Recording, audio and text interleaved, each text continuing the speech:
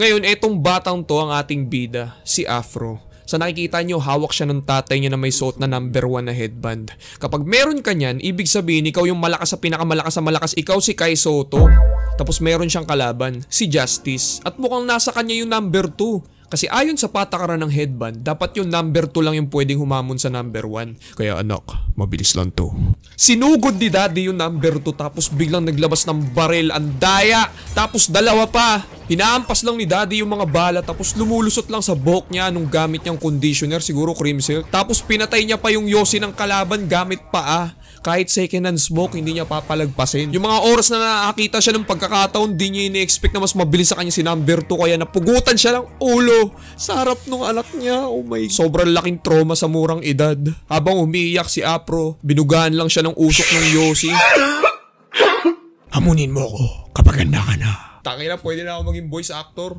Pero di pa natatapos dun yung paghihirap niya kasi pinaghahabol siya ng mga gurang kasi sinuot niya yung number 2 na headband. Pagtapos kunin sa kanya, pinaglaruan pa yung bungo ng tatay niya. Grabe, di kayo marunong makontento, binubugbog niyo pa yung bata. Tapos maya maya merong kumupkup sa kanya. Sila Gino at Otsuru. Dinala siya sa isang dojo kung saan lahat ng bata tulad niya mga ulila din. Tinuruan sila ni Swordmaster sa paggamit ng espada at tumayo ding tatay nila. Tinanggap nila si Afro kaya natuto ulit siyang umiti kasi may bago na siyang pamilya. Ngayon, isang hapon habang nagtitinda sila ng gulay, narinig ni Afro yung dalawang lalaki na nag-uusap na bumalik na daw yung number 2. Kaya sinundan niya yung isa sa mga lalaki tapos naabutan pa na may ginagawang kakaiba. Tapos pinigilan niya pa kaya nalantuta yung Junjun. Nasaan yung number 2? Ha? Di ko alam yung sinasabi. Tinaga niya yung lalaki sa leeg pero di pa rin namatay kaya yung lalaki na mismo tumapos ng sarili niyang buhay. Pero di pa yun tapos kasi yung kapatid ng lalaki hinabol si Afro. Literal na bata lang yung pinapalibutan nila, di pa nga yan tuloy eh.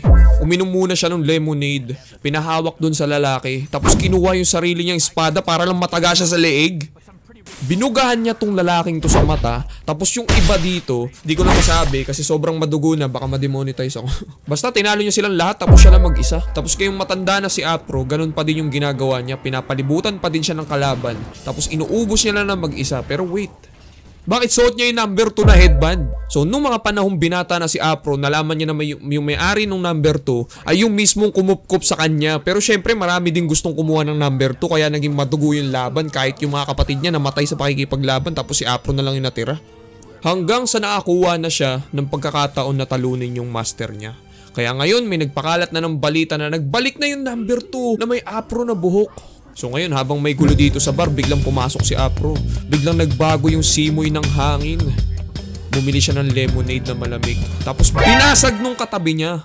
Kaya sinabi ni Afro, palista nga muna. Bayaran niya na lang. Na-bad trip sa kanya yung higante kasi bigla siya nagkautang. Tapos pinalipad niya sa malayo habang nakatalikod. Kaya ngayon, alam nyo na yung kapangyarihan ng number 2 tapos may maangas pa siya na straw. So nung tinuloy na ni Afro yung paglalakbay niya kasama yung ninja na to, imaginary friend niya lang yan. Meron palang sumusunod sa kanya tapos naglabas ng sobrang laking crossbow. Oh my.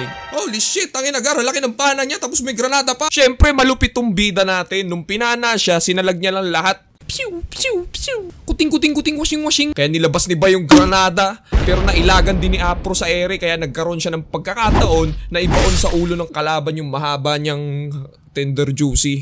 Pero di pa doon nagtatapos dahil meron sa kanyang nanonood na isa sa miyembro ng MT7 clan.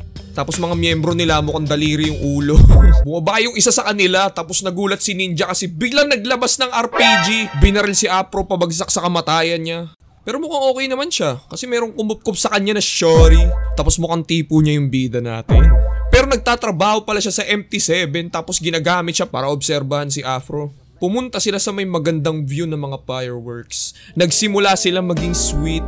Hinalikan yung braso ni Afro habang may natugtog na slow music kaya alam nyo na yung susunod na mangyayari. After ng kanilang baby time, sinira ni Shotty yung cellphone tapos inamin na ginamit lang siya para makounter yung sword fighting skills ni Afro. Tapos siya din pala yung si Otsuru, yung kababata dati ni Afro. Pero habang nag-uusap sila, biglang may lumusob tapos nasaksak yung bebe niyang nag-snitch. Kaya nawala na naman si Afro ng mahal sa buhay. Kaya protektahan niyo yung GC niyo para hindi kayo mamatay. Pero di siya nagpa-apekto at nag-focus lang siya sa goal. Sa paglalakbay niya, meron siya nakasalubong na robot.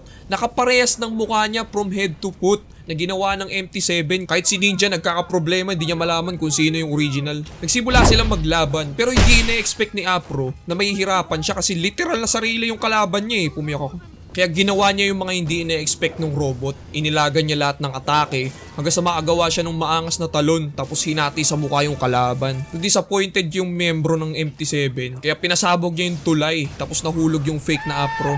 Ngayon, pagpunta niya sa lungga ng MT7, may nakita siyang miyembro na may headphones. Nakikinig lang kay Abby kaya nilagpasan lang siya ni Afro. Wala naman siya masamang ginagawa Confirm. Ayaw mo ba sa akin porque wala akong skirt? Ngayon, nakatapat niya naman yung bumaril sa kanya kanina ng RPG. Pero ngayon, nabawian niya na. Pero biglang may lumabas pang ibang miyembro dun sa bag ng kalaban. Talagang nakaagulat na walang kwenta yung kalaban niya. Tapos yung talunin yung dalawang yun, meron pang sumunod na pinagmamasdan siya sa may mga bangkay. Pero nakaagulat ulit. Kasi nawala si Afro. Wala, saan na siya? Bigla siyang tinusok sa mata. Tapos binaon pa yung goggles. Naging cyborg pa siya nang wala sa oras. Tapos maya maya buhay pa pala tong robot na kamukha niya. Pero ngayon binabaril na siya ng laser. Ngayon habang kinukutungan niya ng espada tong robot, biglang lumipad tapos naglalaban pa rin sila habang bumabagsak. Maya maya nagkaroon din siya ng pagkakataon na masaksak yung robot. Buhay pa din yung robot nung makababa sila tapos bigla siya natusok ng sarili niyang espada na nabitawan niya sa ere kanina. Whoops! Ngayon, pumasok sila sa elevator paangat sa bundok. May nag-aantay sa kanya na may teddy bear na helmet na maya-maya nahati. Tapos yung nasa loob mukhang cyborg din. Pero hindi basta-basta cyborg. Dahil yan pala yung kababata niyang si Gino na tumulong sa kanya dati. Pagtapos niya mahulog sa bangin, binuhay siya ng MT7 tapos ginawa siyang cyborg na magiganti para sa pamilya niya. Na namatay din dahil kay Afro. So ngayon, naglaban sila, kapatid sa kapatid. Marami na namang washing, kuting. Tumakbo sila sa isa't isa para i-deliver ang final blow. Pero isa lang ang nagwagi. Siyempre yung bida natin, si Afro. Finally, pagtapos ng mahabang paglalakbay, umabot na din siya sa final boss kay Justice. Oras na para maghigante, para kay Daddy. Pero bigla niyang pinagbabaril si Afro. Bang! Bang! Tapos sumagot lang yung bida natin ng kuting. Bang! Bang! Washing! Tapos naputol niya yung dalawang kamay ni Justice. Pero meron pa pala siyang pangatlo. Kaya pala natalo yung tatay niya dati, madaya ka. Pero this time, hindi na mauulit. Dahil naunahan na siya ni Afro pugutan ng ulo. Pero wait, syempre hindi lang ganun kadali. Nabuhay siya ulit. Tapos meron pa palang balak to si Justice. Naglabas siya ng patalim galing sa lupa tapos natusok niya si Afro sa ulo. Pero yun ang akala mo. Dahil tumagos lang pala sa buhok. Kaya ginamit niya yung pagkakataon para mag-washing machine. Kuting. Patay. Finally, nakapaghiganti na siya para kay Daddy. Pero di pa doon nagtatapos dahil nung lumipas ang ilang mga taon, buhay pa pala tong childhood bestie niya at naghanda para hamunin ang ating bida na meron ng number 1 na headband. Maraming salamat sa panunood. Panoorin niyo yung iba kong video. Milko Shako out.